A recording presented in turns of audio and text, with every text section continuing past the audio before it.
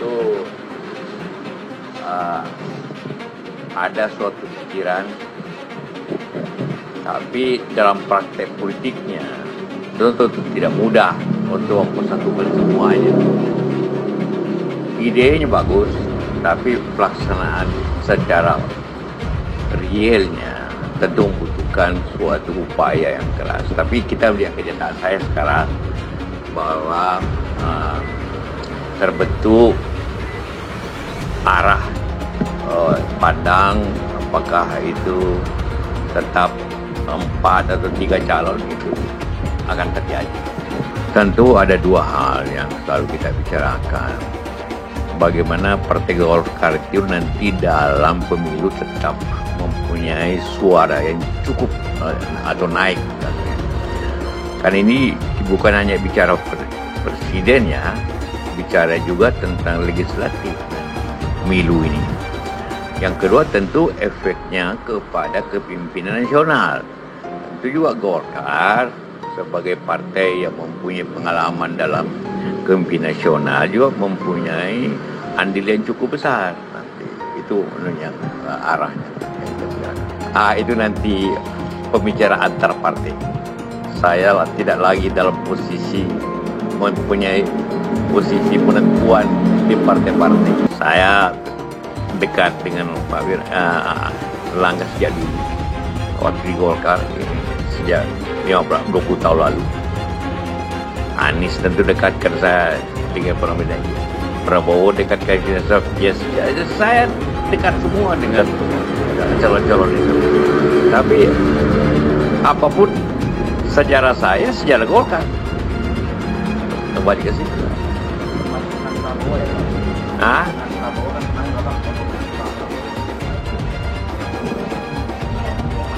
Saya tidak bisa membandingkan yang membandingkan nanti pemilu nanti. Daripada koalisi yang sedang dibangun oleh Partai Golkar, tentu sebagai Pak JK sebagai senior dan juga Ketua Umum Partai Golkar, wajib buat saya untuk menyampaikan update dari apa yang dikerjakan oleh Partai Golkar. Termasuk saat bertemu dengan Pak Presiden Jokowi bersama para ketum parpol lain, Pak? Ya, kami bicara secara global. Karena juga acara kekeluargaan, jadi tentu tidak sedetail pembicaraan tersebut. Jadi pertemuan malam ini adalah halal bihalal dan silaturahmi yang memang pada waktu yang lalu kebetulan waktunya belum ada karena suatu hal, maka alhamdulillah saya sudah diberikan waktu malam ini dan saya hadir dengan itu. Jadi karena dengan ibu tentu bicaranya lebih kekeluargaan dan tentu Pak Yusuf Kalla karena beliau juga wapres 2 kali, Ketua Umum Partai Golkar, sehingga saya banyak belajar dari Pak Yusuf Kalla, dari Pak JK. Nah tentu mengupdate situasi ekonomi saat sekarang dan juga tantangan global ke depan. Karena itu banyak hal yang dipelajari dan tentu saran-saran Pak Yusuf Kalla terhadap Partai Golkar ke depan itu menjadi penting. Saya kira Golkar akan memprioritaskan koalisi yang menempatkan Pak Erlangga sebagai cawapres. Bisa Pak Prabowo, bisa Ganjar kalau ada potensi meminang Pak Erlangga, bisa juga Anies Baswedan. Kalau misalnya ada misalnya ya salah satu partai pendukung koalisi perubahan masuk angin di tengah jalan, perlu Golkar untuk menutupi syarat teknis presidensial threshold, mengapa tidak? Tapi poin saya adalah Golkar sendiri kan kursinya besar, tetapi 3 poros yang sudah terbentuk itu pada dasarnya sudah terpenuhi syarat 20% minimal presidensial threshold. Jadi yang dibutuhkan oleh Anies, oleh Pak Prabowo maupun oleh Mas Ganjar itu adalah cawapres yang punya daya dongkrak elektoral.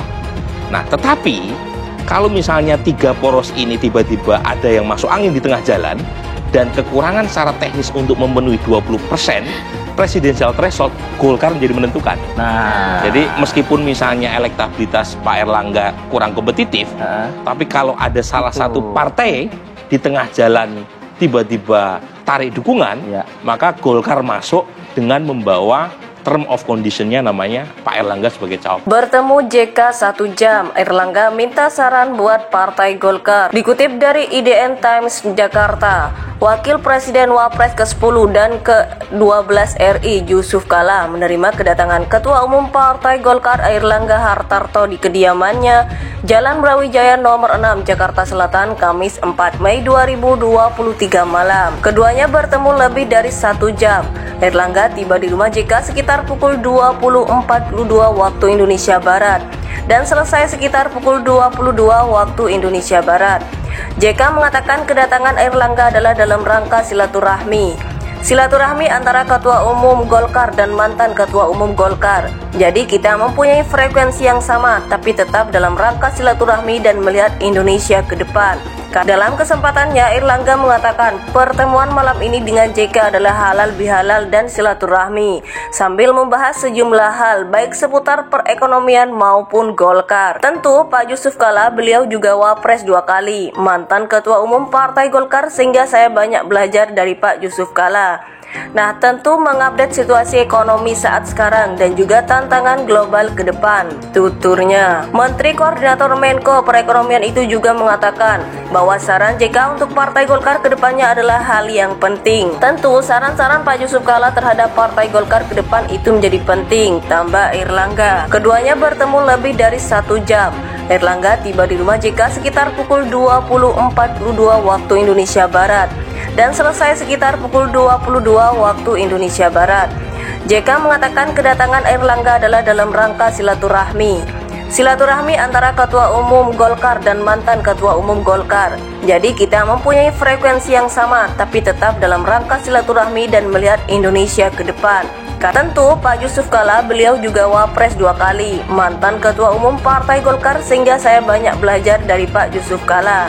Nah, tentu mengupdate situasi ekonomi saat sekarang dan juga tantangan global ke depan, tuturnya. Dalam kesempatannya, Erlangga mengatakan pertemuan malam ini dengan JK adalah halal bihalal dan silaturahmi, sambil membahas sejumlah hal baik seputar perekonomian maupun Golkar. Wakil Presiden Wapres ke-10 dan ke-12 RI Yusuf Kala menerima kedatangan Ketua Umum Partai Golkar Airlangga Hartarto di kediamannya Jalan Brawijaya nomor 6 Jakarta Selatan Kamis 4 Mei 2023 malam. Keduanya bertemu lebih dari 1 jam. Erlangga tiba di rumah JK sekitar pukul 20.42 waktu Indonesia Barat dan selesai sekitar pukul 22 waktu Indonesia Barat. JK mengatakan kedatangan Erlangga adalah dalam rangka silaturahmi antara Ketua Umum Golkar dan mantan Ketua Umum Golkar. Jadi kita mempunyai frekuensi yang sama, tapi tetap dalam rangka silaturahmi dan melihat Indonesia ke depan.